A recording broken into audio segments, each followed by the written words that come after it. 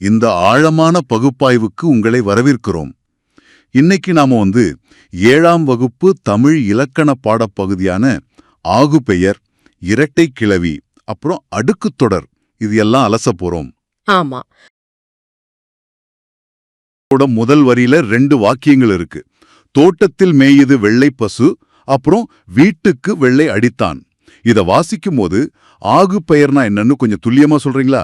கண்டிப்பா சொல்றேன். அதாவது ஒன்றன் பெயர் அதனை குறிக்காமல் அதனோடு தொடர்புடைய வேறு ஒன்றிற்கு ஆகி வருவது ஆகு பெயர். ஒரு நிமிஷம். அப்போ இந்த 2வது வரியில வர்ற வெள்ளை அப்படிங்கிறது நிறத்தை குறிக்கலையா? ஆமா, அது நிறத்தை குறிக்கல, வெள்ளை நிறமுடைய சுண்ணாம்பு குறிக்குது. அதனால இது ஆகு பெயர். ஓ, புரிஞ்சது. சரி, இந்த ஆகு பெயர்ல எத்தனை வகை இருக்கு? இது பொருள், இடம், காலம், சினை, பண்பு, தொழில் அப்படின்னு 6 வகைப்படும். ஆக மொத்தம் 6 வகைகள். சரி, நான் இப்போ பாடத்துல இருக்கிற குறிப்புகளை வரிசைக்கு வரி வாசிக்கிறேன், நீங்க அதை வகைப்படுத்துங்க. முதல் குறிப்பு மல்லிகை சூடினாள். இது பொருளாகு பெயர். இதையே முதலாகு பெயர் அப்படின்னு சொல்லுவாங்க. அதாவது மல்லிகை அப்படிங்கிற முழு பொருளோட பெயர் அதோட உறுப்பாகிய மலரை குறிக்குது இல்லையா? மிகச் சரியா சொன்னீங்க. முழுமையிலிருந்து உறுப்புக்கு வருது. சரி, அடுத்த குறிப்பு சடுகுடு போட்டியில் தமிழ்நாடு வெற்றி பெற்றது. இது என்ன வகை? இது இடவாகு பெயர். தமிழ்நாடு அப்படிங்கிற இடப்பெயர் அந்த விளையாட்டு அணிய குறிக்குது.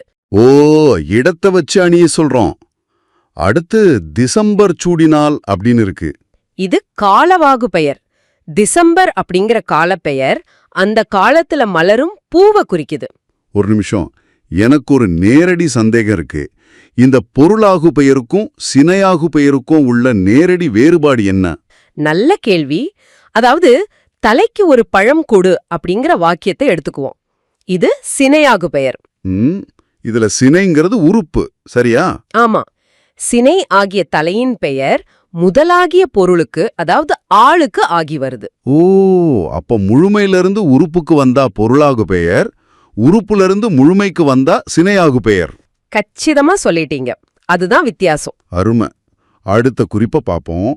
இனிப்பு தின்றான். இது பண்பாகு பெயர். இனிப்பு அப்படிங்கிற பண்பு பெயர் தின்பண்டத்தை குறிக்குது. சரி, கடைசியா பொங்கல் உண்டான் அப்படின்னு இருக்கு. பொங்கல், அதாவது பொங்குதல் அப்படிங்கிற தொழிற்பெயர் உணவினை குறிக்குது. அதனால இது தொழிலாகு பெயர். தெளிவா இருக்கு. இப்போ அடுத்த பகுதிக்கு போவோம். இதுல இரட்டை கிளவி அப்புறம் அடுக்குத் தொடர் பத்தி இருக்கு. நான் சில வரிகளை வாசிக்கிறேன். விறுவிறுவென நடந்து, கலகலவென சிரித்து, மளமளவென கொய்யத் தொடங்கினாள். இதோட இலக்கணம் என்ன? இது எல்லாமே இரட்டை கிளவி. சொற்கள் இரண்டிரண்டாக இணைந்து வரும். இத பிரித்து பார்த்தால் பொருள் தருமா? தராது. பிரித்து பார்த்தால் பொருள் தராது. அதுதான் இதோட நேரடி விளக்கம். ஓ, சரி. அடுத்து நான் ஒரு பத்திய வாசிக்கிறேன். சிறுவர்கள் விளையாடும்போது அமுதன் பாம்பு பாம்பு பாம்பு என்றான். மற்றவர்கள் எங்கே எங்க என்றனர். அமுதன் இல்லை இல்லை என்றான். மற்றவர்கள் பிடி பிடி பிடி பிடி என துரத்தினர். இது அடுக்குத் தொடர். அச்சம், விரைவு, சினம் காரணமாக ஒரு சொல் பலமுறை தொடர்ந்து வரும். அப்போ இரட்டை கிளவி மாதிரி இல்லாம இத பிரித்து பார்த்தாலும் பொருள் தருமா? ஆமாம், பிரித்து பார்த்தாலும் பொருள் தரும். சரி, இப்ப பாடநூல்ல கொடுக்கப்பட்டுள்ள ஒப்பீட்டை வரிசைப்படுத்தலாம். இதற்கான குறிப்புகளை கொஞ்சம் சொல்ல முடியுமா? கண்டிப்பா. முதல் குறிப்பு பிரித்தால் பொருள் தருமா அப்படிங்கிறது.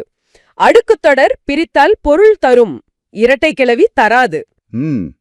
அடுத்து எத்தனை முறை வரும் அப்படிங்கிறது. அடுக்குத் தொடர் 2 முதல் 4 முறை வரும். ஆனா இரட்டை கிளவி 2 முறை மட்டுமே வரும். ஓ, 2 முறை மட்டும். சொற்களின் நிலை எப்படி இருக்கும்? அடுக்குத் தொடர்ல தனித்தனியே நிற்கும், இரட்டை கிளவில இணைந்தே நிற்கும். சரி, கடைசியா இவை வரும் காரணம் என்ன? அடுக்குத் தொடர் விரைவு, வெகுளி, உவகை, அச்சம், அவலம் காரணமாக வரும். ஆனா இரட்டை கிளவி வினைக்கு அடைமொழியாக குறிப்பு பொருளில் வரும். தெளிவான குறிப்புகள். சரி, இப்போ பாடத்தோட இறுதி கட்டத்துக்கு வந்துட்டோம். தேர்விற்கான முக்கியமான 35 வினாக்களா நான் வரிசையா கேட்கிறேன். நீங்க ஓரிரு வார்த்தைகள்ல பதில் சொல்லுங்க. முதல் கேள்வி, தோட்டத்தில் மேயுது வெள்ளை பசு. இதில் வெள்ளை எதை குறிக்கிறது? நிறம். வீட்டுக்கு வெள்ளை அடித்தான். இதில் வெள்ளை எதை குறிக்கிறது? சுண்ணம்பு. ஒன்றன் பெயர் அதனை குறிக்காமல் தொடர்புடைய வேறு ஒன்றிற்கு ஆகி வருவது. ஆகுபெயர். ஆகுபெயர் எத்தனை வகைப்படும்? 6. அந்த 6 வகையான ஆகுபெயர்கள் யாவை? பொருள், இடம், காலம், சினை, பண்பு, தொழில். மல்லிகை சூடினாள் இது எவ்வகை ஆகுபெயர்? பொருளாகு பெயர். பொருளாகு பெயரின் வேறு பெயர் என்ன? முதலாகு பெயர். மல்லிகை சூடினாள் என்பதில் மல்லிகை என்பது எதை குறிக்கிறது? முழு பொருளின் பெயர். மல்லிகை சூடினாள் என்பதில் அப்பெயர் எந்த உறுப்புக்கு ஆகி வருகிறது? மலருக்கு. பொருளின் பெயர் அதன் உறுப்புக்கு ஆகி வருவது எந்த ஆகுபெயர்? சினை ஆகு பெயர். பொருளாகு பெயர். சடுகுடு போட்டியில் தமிழ்நாடு வெற்றி பெற்றது. எவ்வகை ஆகு பெயர்? இடவாகு பெயர். இதில் தமிழ்நாடு என்ற இடப்பெயர் எதை குறிக்கிறது? விளையாட்டு அணியை. டிசம்பர் சூடினால் இது எவ்வகை ஆகு பெயர்? காலவாகு பெயர். டிசம்பர் என்பது எதை குறிக்கிறது? காலப்பெயர். டிசம்பர் சூடினால் என்பதில் காலப்பெயர் எதற்கு ஆகி வந்தது? பூவுக்கு. தலைக்கு ஒரு பழம் கொடு எவ்வகை ஆகு பெயர்? சினையாகு பெயர்.